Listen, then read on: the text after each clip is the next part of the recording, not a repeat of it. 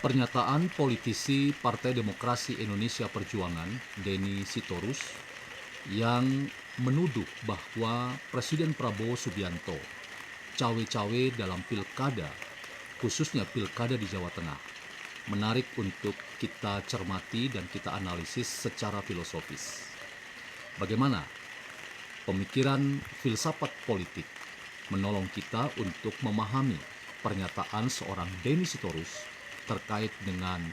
cawe-cawe Presiden Prabowo dalam pilkada di Indonesia, secara khusus pilkada di Jawa Tengah.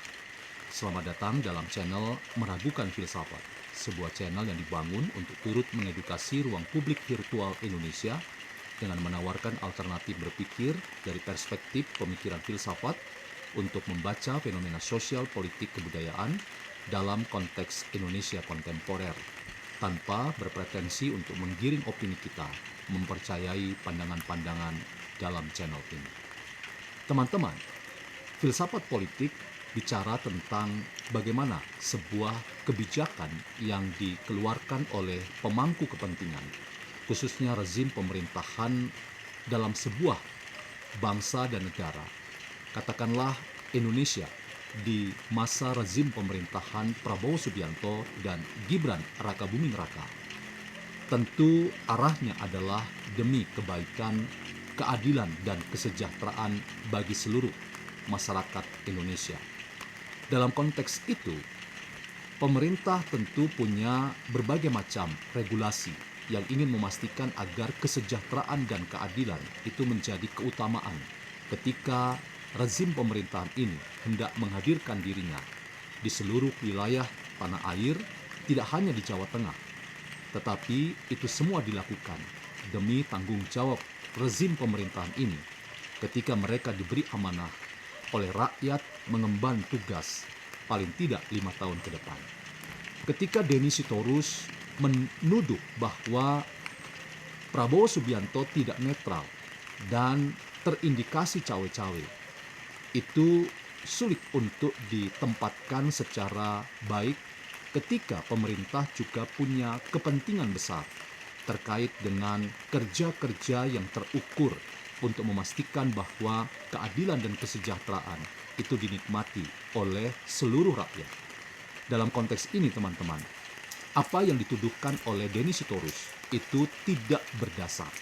Dan saya ingin mengajukan sebuah tesis bahwa pandangan Denny Sitorus yang diungkapkannya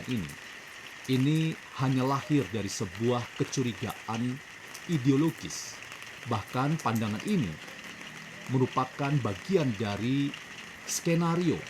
fobia politik yang dikembangkan oleh para politisi Partai Demokrasi Indonesia Perjuangan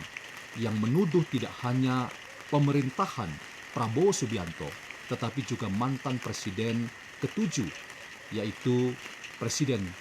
Joko Widodo, atau tepatnya Presiden ketujuh Joko Widodo yang dituduh cawe-cawe dalam pilkada di Indonesia, secara khusus pilkada di Jawa Tengah. Jadi teman-teman, kita ingin melihat secara kritis bahwa Partai Demokrasi Indonesia Perjuangan terlihat pada para politisinya seperti Denny Sitorus belum legowo dan belum move on dari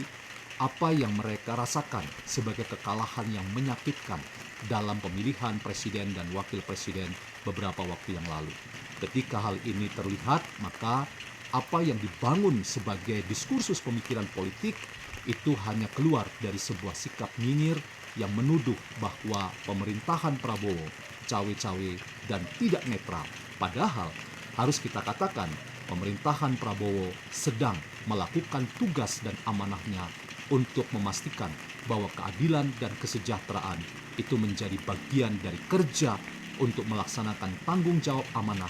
dari rakyat oleh rezim ini ketika mereka hendak menghadirkan diri tidak hanya di Jawa Tengah, tetapi di seluruh penjuru tanah air kita. Jadi teman-teman,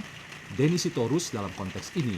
tidak dapat dilihat sebagai sikap kritis PDIP, tetapi hanya keluar dari pandangan yang nyinyir dan hanya sebelah mata saja, dan itu semua sebetulnya tidak menolong kita untuk mengedukasi masyarakat kita Selain kita hanya melihat bahwa PDIP punya target-target politik jangka pendek, yang itu harus kita lihat sebagai sebuah bagian